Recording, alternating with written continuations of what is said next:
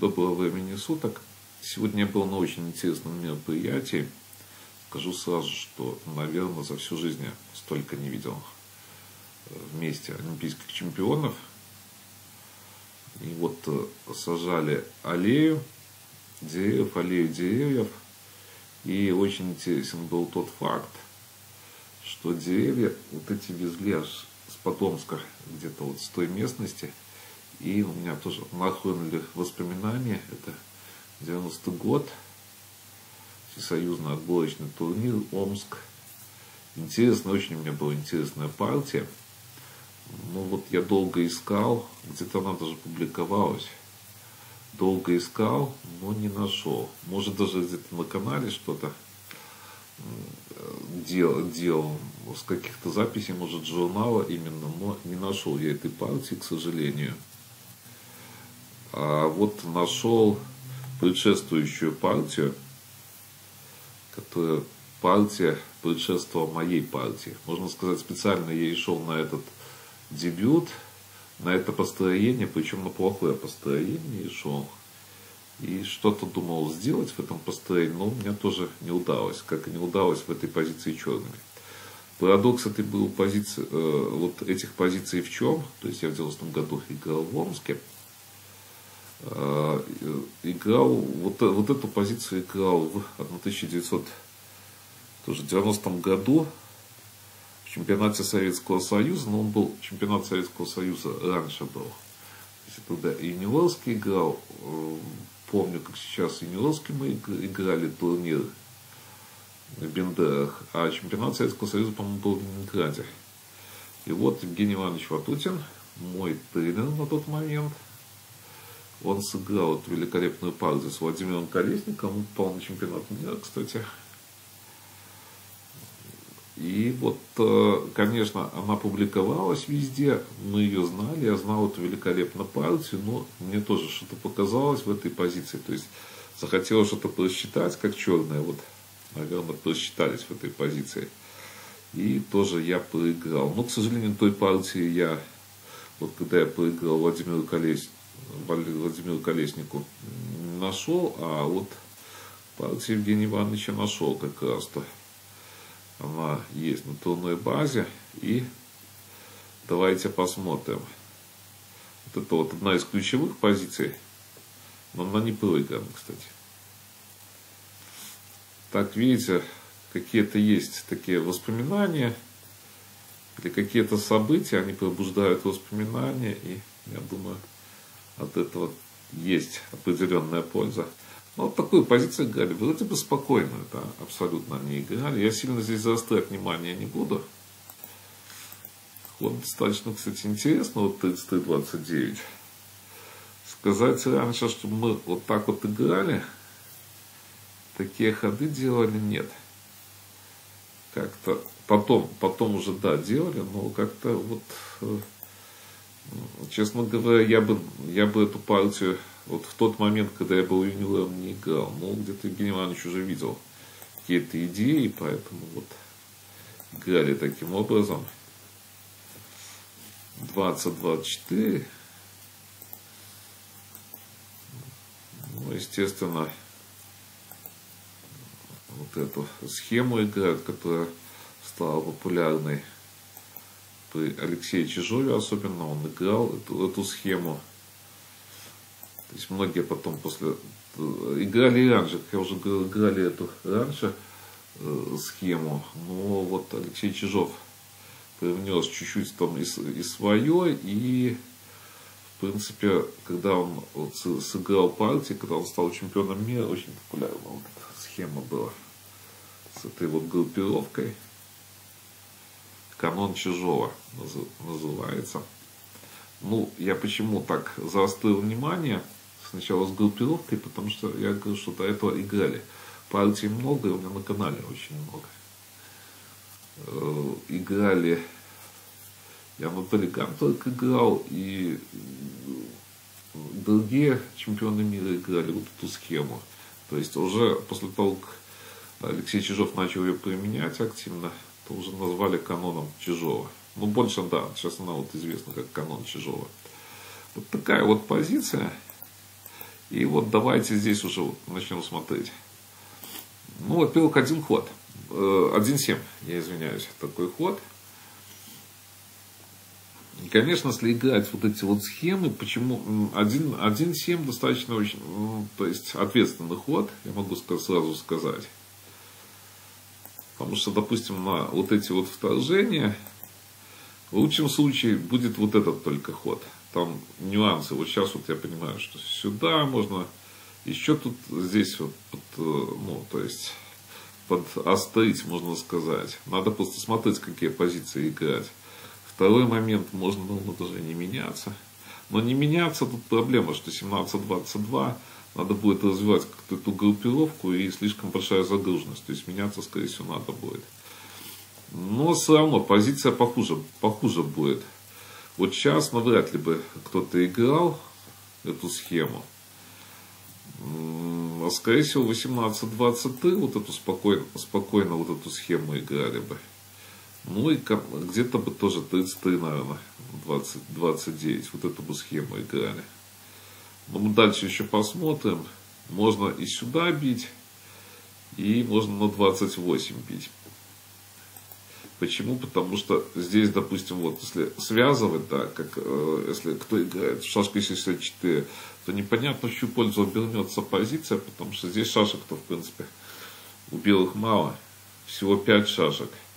А здесь в зоне связки, вот я и в русский объяснял, и в клетке, что здесь в зоне связки тоже вот 5 покуда шашек, и это не очень удачно. То есть при том, что у них здесь непонятные перспективы на фланге, я думаю, что позиция у черных гораздо похуже. И специально одно время, то есть, ну, мы вот читали, когда курс дебютов Владимира Агафонова, в начале вот этот дебют 32-28, 20-25 и там и так далее, то есть вот эта вот группировка была, мы считали, что очень плохая. Вот я потом с голландцами как-то пообщался, многие играли и нормально все, то есть и без вариантов, говорит, а почему плохо? Вот тут у них вопрос такой, почему плохо? Потому что нам рассказывали, что вот это плохо. Ну, там тоже, то есть свои понятия об игре. И у них там есть чему, много чему поучиться, естественно. Даже вот как они разыгрывают, потому что все строилось на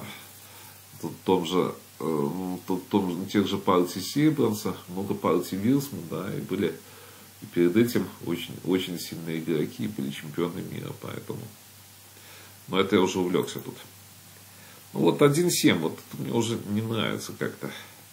Здесь, конечно, очень много было вариантов у белых от такого вторжения, что вот большая вероятность, я, кстати, одно время часто вот сюда вторгался, тоже с этих позиций часто вторгался, то есть вот я бы, может, тогда раньше, но не в 90-м году, но вот позже чуть я бы вновь вторгся. Второй момент. Вот Алексей Чижов играл так часто, то есть тоже непонятно. На 18, естественно, вот эта вот схема идет, как я вам перед этим объяснял. И можно даже на 29 бить, наверное. Можно на 28, на 29, но надо подумать. И второй момент 28-22, вот это всегда будет присутствовать ход, его надо смотреть. Потому что я говорю, что если сюда, то достаточно такая... Позиция бы не сказала. Нет, здесь вообще нельзя. Это понятно, что здесь нельзя. Но позиция такая. Не сильно она мне нравится. То есть вот 1-7. Я считаю, что вот это ошибочный был ход. 2-8. Ну и вот сейчас вот вроде бы все нормально у черных. То есть хотят на 22. Хотят разменяться. Если как-то так, то, естественно, либо еще 19, 24, либо сюда. То есть, ну, вот, плана столько, что страшно. Потому что сюда нельзя, то есть партия известная Сибранса из сеанса одновременной игры. Вот у него такая идея. Ну, она понятно, что она и идея Она не только у Сейбренса, она везде и в этих, комментировалась там на идея, но мне лично запомнилось после прочтения книги Тона Сейбренса. Сеансе одновременной игры вслепую. То есть там такие анализы очень серьезные приводят, и многие, кстати, по этой книге учились. Так, ну вот смотрите, 19-23 очень обязывающий ход. Я вот свою партию тоже с Владимиром Колесником вспоминаю, и вот у меня какие-то такие же ходы. Вот он играл, можно сказать, я играл по его схемам, и мне что-то мне казалось. Вот ему тоже видно, что-то казалось, я чувствую в этой позиции. Где-то что-то посчитал, но мы все-таки все родом из шашек 64, посчитали много.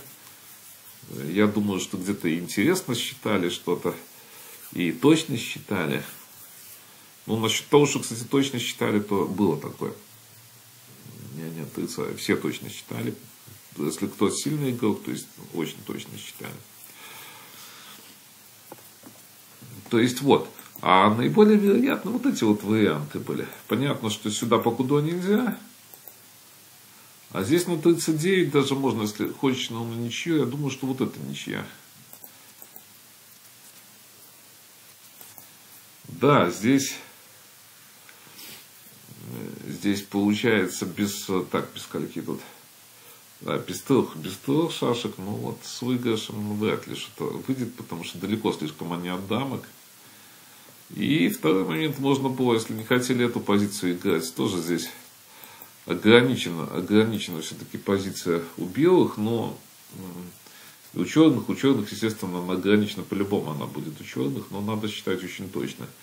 И вот здесь, кстати, может даже вот в расчете побаивались этих позиций, потому что смотрят, сумасшедшие очень точно, то есть побаивались где-то. 19-23, 44-40. Ну, вот такая вот идея. Поменялись. Но надо уже вымениваться, потому что вот это все ужасно. Естественно, вот этот ход проигрывает. Вот здесь просто за 27-21. Вот такая вот позиция. То есть надо где-то выходить с этой позиции. 39 играют. И вот здесь вот то есть не двинешься, понятно, вот таким образом. И здесь еще вот самое интересное, что на этот ход. Конечно, можно. Нет, не можно. Как тут хотел сюда, все. Но вот мне, конечно, импонирует вот этот ход. И, честно говоря, здесь, наверное, не то, что, наверное, вообще будут проблемы у черных очень сильные. Видите, вторгся.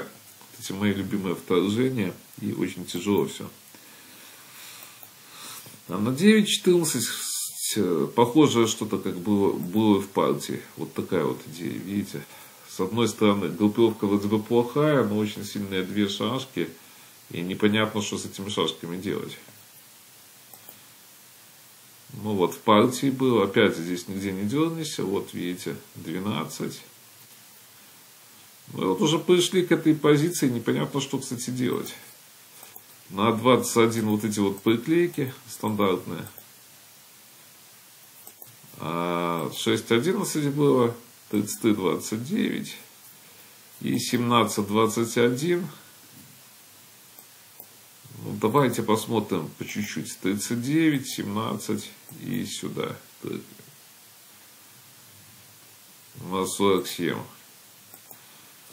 Видите, такие идеи. 39 тоже опять вот эти вот идеи. Ну, то есть, непонятно, что делать. 17-21, но они проводят вот эти. Такую разменную тактику, но здесь непонятно, конечно, что делать. Сдались. Вот такая вот партия, навеянная воспоминаниями. Это чемпионат СССР 90-го года. И напоминаю, что я такую же партию вот буквально через пару месяцев повторил. Евгений Иванович играл белыми, а Владимир Колесник играл черными. Такую же партию против Колесника, то есть я сыграл против вот этого 28-22, тоже там умышленно было. Я, кстати, не гарантирую, что я белыми играл. Тоже умышленно был допущен вот этот вот ход, хотя я знал эту партию великолепно, ну и тоже я где-то что-то просчитался. Итак, до новых встреч!